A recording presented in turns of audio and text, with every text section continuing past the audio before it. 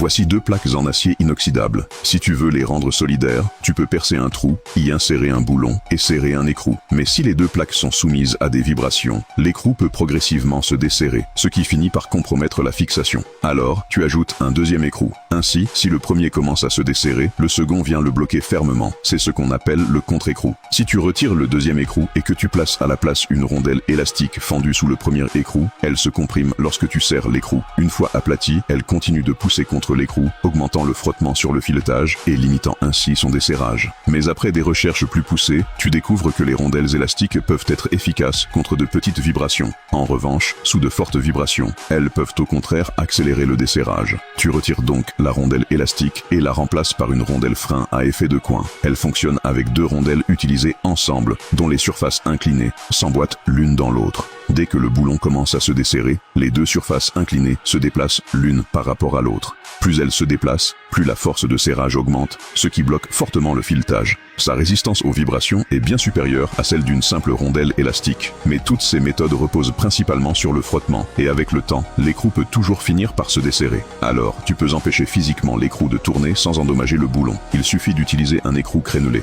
Après avoir serré l'écrou, tu insères une goupille fendue dans les trous qui s'alignent, puis tu replies ses extrémités. Même sous des vibrations importantes et répétées, la goupille empêche l'écrou de tourner. Si la fixation ne doit plus jamais être démontée, tu peux aussi utiliser du frein filet. Tu appliques le produit sur le filetage, puis tu serres l'écrou. Une fois privé d'air, le produit durcit et colle le filetage du boulon à celui de l'écrou, empêchant tout mouvement. Et bien sûr, tu peux choisir la méthode la plus simple et la plus radicale, serrer l'écrou, puis le souder directement au boulon. L'écrou et le boulon deviennent alors pratiquement indissociables et ne peuvent plus tourner l'un par rapport à l'autre. Tu obtiens ainsi une fixation définitivement bloquée.